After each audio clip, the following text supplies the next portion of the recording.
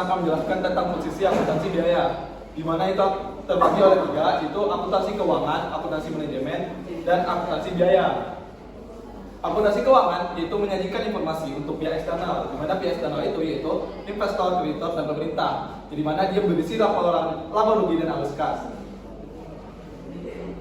Yang kedua itu akuntansi manajemen, di mana dia menyediakan informasi keuangan dan non keuangan kepada manajemen untuk mengambil suatu keputusan. Yang terakhir itu akuntansi biaya, di mana dia berfokus mengukur dan menganalisa biaya produksi dan operasional perusahaan. Oke, selanjutnya kita akan membahas tentang tugas dan peran akuntansi biaya, yang dimana tugas dan perannya itu menyusun rencana dan anggaran dana secara efisien dan ekonomis. Yang kedua itu memilih cara alternatif yang dapat menaikkan pendapatan dan laba. Yang ketiga itu menentukan metode kalkulasi biaya dan prosedur yang dapat menjamin adanya kontrol. Yang keempat atau terakhir itu menentukan laba dan beban dalam beberapa periode tahunan atau bulanan. Oke, kita akan menjelaskan tentang konsep biaya. Konsep biaya itu terbagi oleh dua. Itu adanya konsep biaya tradisional dan kontemporer. Di mana konsep biaya tradisional itu menghasilkan produk standar dengan memproduksi produk secara massal. Yang kedua itu kontemporer, di mana dia melakukan manajemen demi daya saing dengan menghitung APP aktivitas, APP Kaizen, HDP DPP, dan post costing dan perhitungan harga pokok target. Yang terakhir kita akan membahas tentang otomasi dan konsep manajemen biaya, di mana otomasi dan konsep manajemen biaya itu upaya untuk mengoptimalkan penggunaan sumber daya dan meningkatkan efisiensi dalam operasi bisnis. Berikut bagaimana otomasi dan konsep manajemen biaya bisa saling berkaitan, yaitu dengan mengumpulkan data secara otomatis. Yang kedua itu analisa biaya secara detail, pemantauan kerja secara real time. Yang keempat itu pengambilan keputusan, dan kelima itu pengendalian biaya, dan terakhir itu pengurangan kesalahan manusia.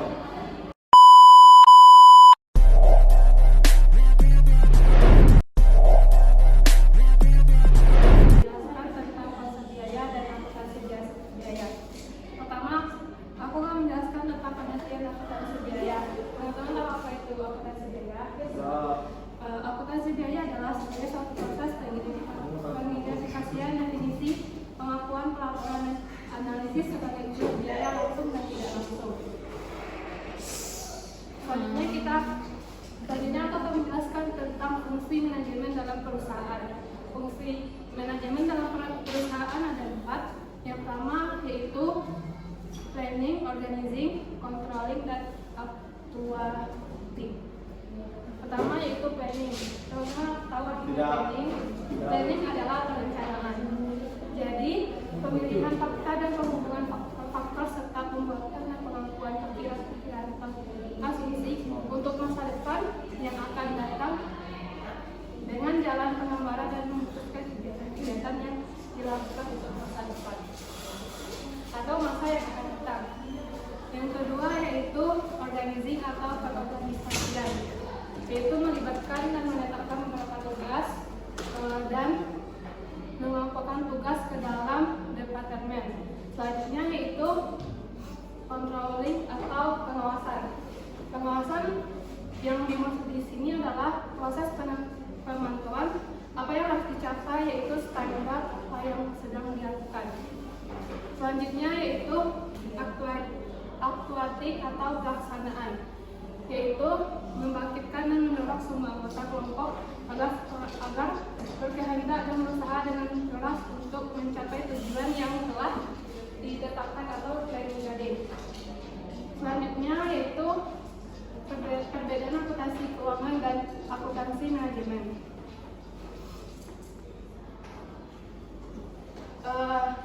Seperti tabel di sini, teman-teman bisa melihat kan? Jadi kesimpulannya yaitu dengan melaksanakan tugasnya akuntansi biaya dapat menggunakan kedua jenis akuntansi tersebut. Namun akuntansi keuangan lebih banyak digunakan untuk tujuan eksternal seperti pelaporan keuangan dan audit, sedangkan akuntansi manajemen lebih banyak digunakan untuk tujuan internal seperti pengambilan keputusan dan pengendalian biaya. Oke, sekian dari aku.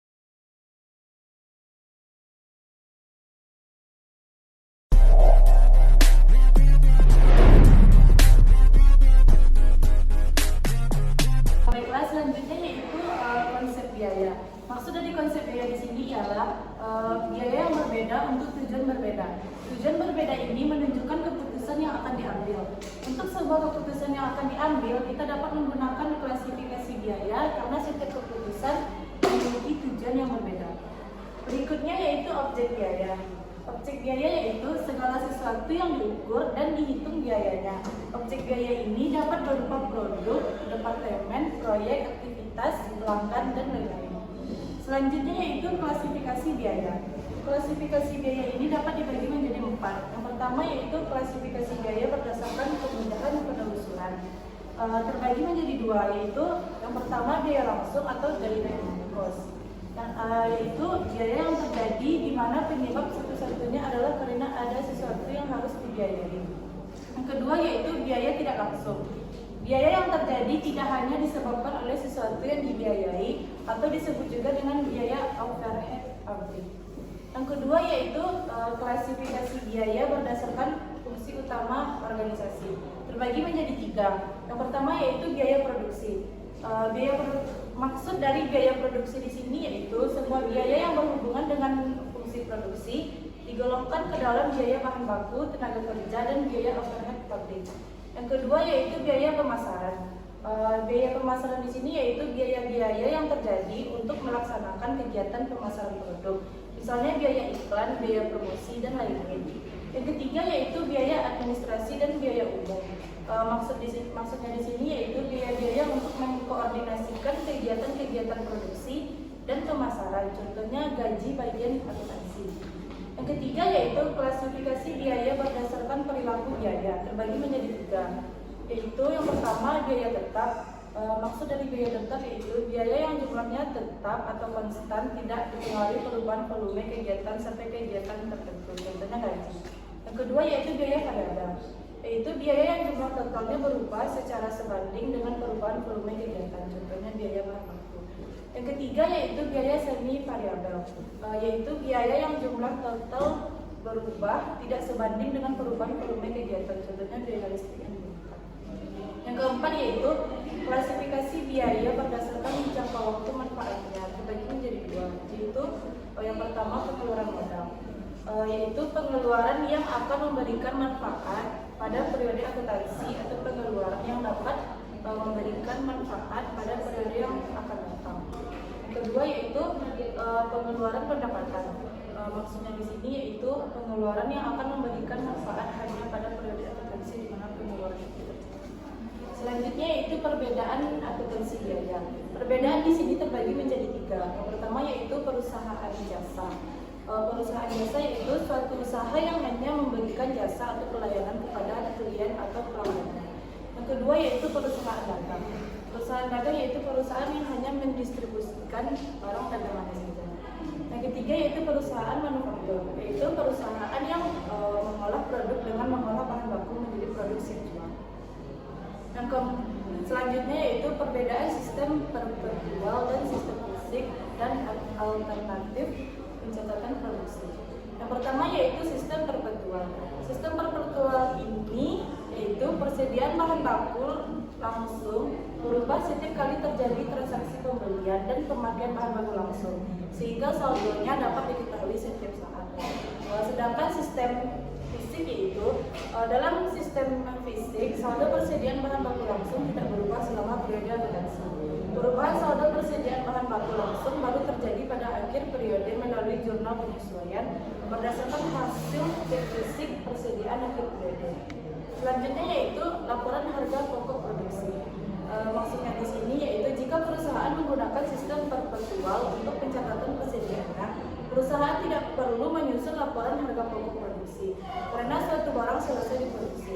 Harga pokoknya langsung dihitung dengan mendebit persediaan barang jadi dan mengkredit persediaan barang dalam proses.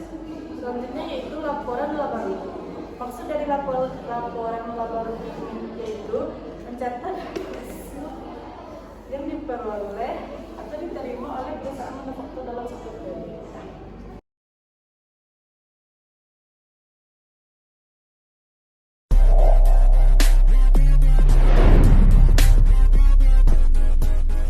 Selanjutnya kita akan membahas tentang konsep biaya. Konsep biaya adalah konsep yang mengacu pada sebuah pengorbanan seperti uang, waktu, tenaga yang dikeluarkan untuk memproduksi barang atau layanan. Biaya dapat terdiri dari berbagai elemen termasuk bahan baku, tenaga kerja, biaya overhead, dan lain-lainnya. Selanjutnya yaitu objek biaya. Objek biaya adalah hal, produk, layanan, atau aktivitas yang menjadi fokus perhitungan atau alokasi biaya dalam konteks akuntansi atau manajemen. Digunakan untuk mengidentifikasi bagaimana biaya-biaya tertentu terkait dengan berbagai aspek operasional perusahaan. Selanjutnya kita akan membahas tentang klasifikasi biaya. Yang pertama yaitu berdasarkan kemudahan penelusuran. Biaya langsung, yang pertama yaitu biaya langsung, merupakan biaya yang terjadi di mana penyebab satu-satunya adalah karena ada sesuatu yang harus dibayar. Contohnya itu membayar biaya bahan baku. Selanjutnya yaitu biaya tidak langsung. Biaya tidak langsung, biaya yang tidak terjadi hanya disebabkan oleh sesuatu yang harus dibayar. Biaya tidak langsung dikenal dengan biaya overhead. Selanjutnya itu berdasarkan fungsi utama. Yang pertama yaitu biaya produksi, yaitu biaya yang berhubungan dengan kegiatan pengolahan bahan baku menjadi produk jadi. Selanjutnya yaitu biaya pemasaran, biaya-biaya yang terjadi untuk melakukan suatu pemasaran produk. Contohnya iklan. Selanjutnya yaitu biaya administrasi dan umum, yaitu biaya-biaya untuk mengkoordinasikan kegiatan-kegiatan produksi dan pemasaran produk.